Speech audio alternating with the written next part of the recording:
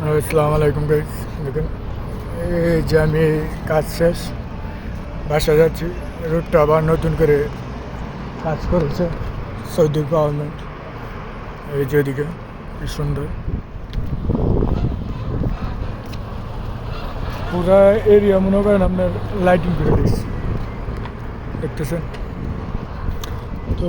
সবার কাছে একটি আবদার, সবাই সাপোর্ট করবেন আমাকে।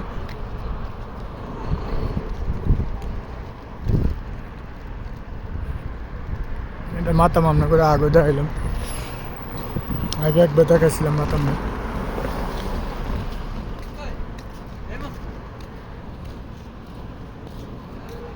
এই যে সামনে দেখেন পুলিশ,